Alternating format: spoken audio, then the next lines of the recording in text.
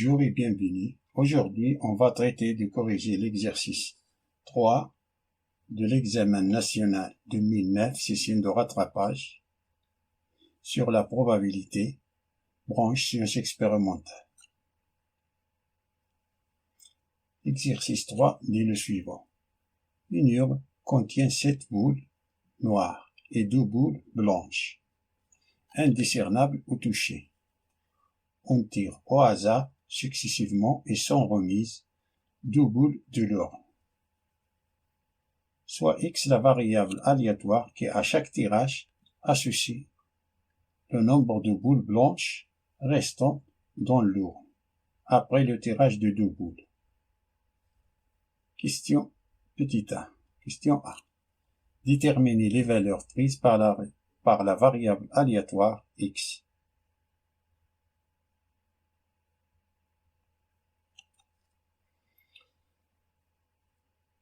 Tout d'abord, on est devant une expérience aléatoire, car elle intervient le hasard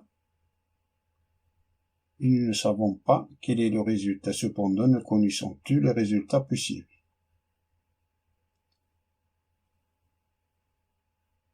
Et quand vous trouvez dans un exercice le mot successif sans remise, il faut immédiatement penser aux arrangements. Attention, l'ordre est important.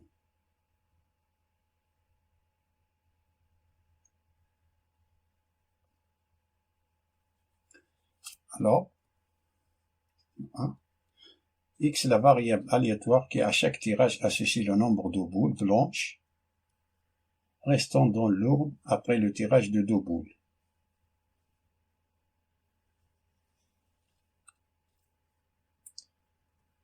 Alors dans l'urne, on a 2 boules blanches. On a schématisé l'exercice. On a 7 boules noires et 2 boules blanches. Dans l'urne, on a 2 boules blanches.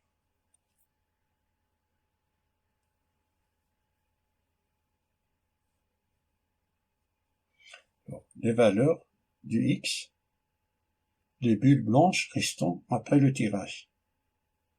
Ça nous indique les bulles blanches restant après le tirage. Le tirage de 2 boules. 2 boules blanches. Dans le tirage, on tire 2 boules blanches. On tire 2 boules blanches. Il nous reste successif, tirage successif, sans remise. Il nous reste dans l'urne 0 boules blanches.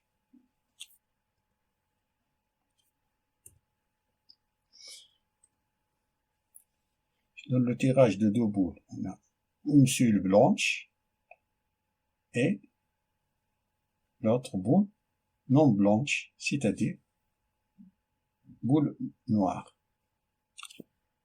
Alors, tirage une bulle blanche, une bulle noire. Peut être une bulle noire ou une boule blanche. Mais dans l'urne, il reste toujours une bulle blanche. Alors il nous reste une boule blanche.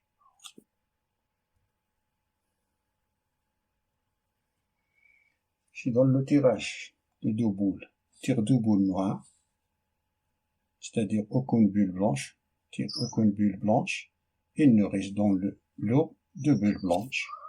Il nous reste 2 boules. Donc, x oméga, c'est 0, 1 et 2. Passons à la question B. Montrer que la probabilité de x est égale à 0 est égale à 1 sur 36.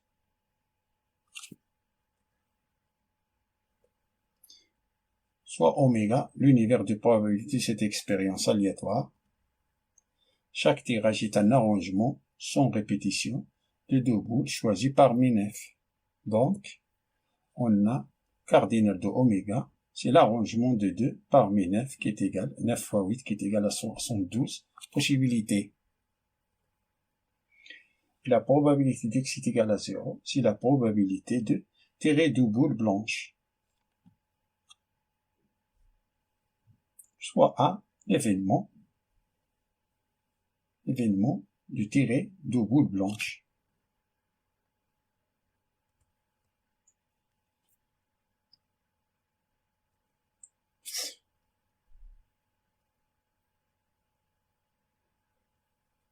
Alors, cardinal de 1, c'est 2 parmi 2 qui est égal à 2. 2 fois 1, c'est 2. Alors, on a deux possibilités.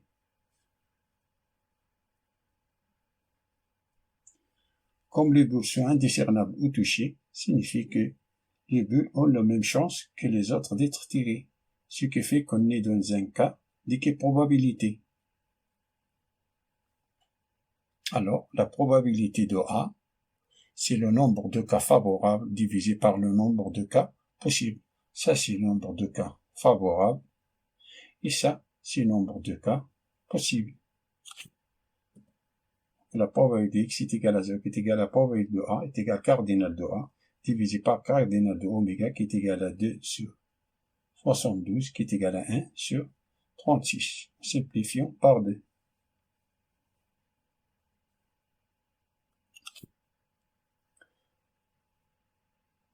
Passons à la deuxième partie de la question B. De calculer la probabilité de x est égal à 1 est égal à 7 sur 18. On a P de x est égal à 1, c'est la probabilité de tirer une bulle blanche.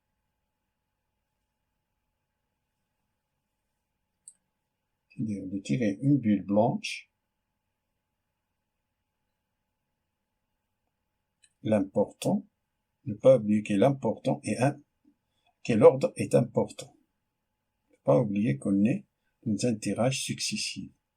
C'est-à-dire l'ordre est important. On peut tirer une boule blanche depuis une boule noire ou bien une boule noire depuis une boule blanche.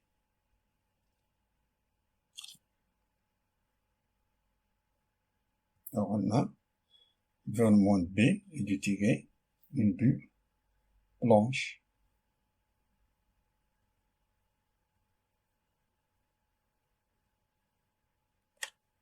Alors on a cardinal de B. Comme on a cardinal de B, c'est la probabilité de tirer blanche noire ou bien noire blanche. Ou se traduit pour l'addition. Alors on a cardinal de B, c'est l'arrangement de une bulle blanche parmi 2 fois l'arrangement de une bulle noire parmi 7 plus ça, ce cas-là, plus une bulle noire, c'est l'arrangement de 1 parmi 7 fois l'arrangement de 1 parmi 2, c'est-à-dire le cas de noire blanche. Comme on a multiplication, c'est pour cela on fait 2 fois l'arrangement de 1, 2, fois l'arrangement de 1, 7 qui est égal à 2. Ça c'est 2 et ça c'est 7 qui est égal à 28 possibilités.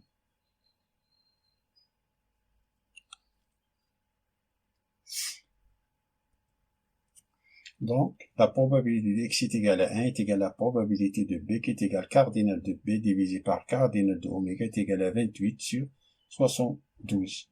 On simplifie par 4 qui est égal à 7 sur 18. Passons à la question C. Déterminer la loi de probabilité de la variable aléatoire x.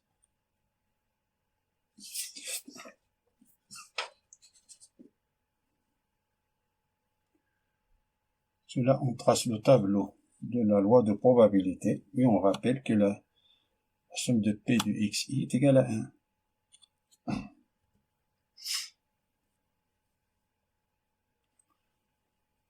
Tableau xi, on a 0, 1 et 2.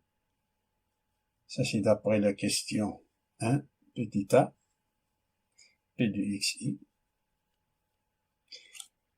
On a justification.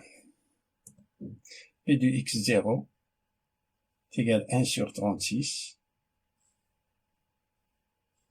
P de x1 est égal à 7 sur 18, déjà calculé.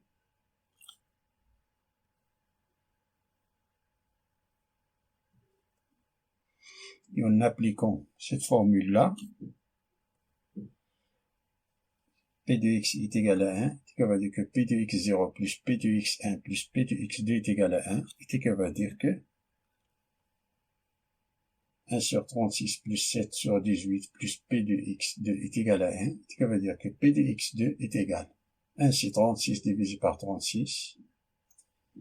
1 sur 36, je le fais passer à l'autre côté, c'est moins 1 sur 36. Et 7 sur 18, c'est 14 sur 36. On le fait passer à l'autre côté, c'est moins 14 sur 36 qui est égal, tout ça est égal à 21 sur 36. On divise par 3, le numérateur et le dénominateur est égal 7 sur 12. Alors, place là 7 sur 12. Passons à la deuxième partie de la question C. Calculer l'espérance mathématique. Ça, c'est en appliquant la formule E de x, la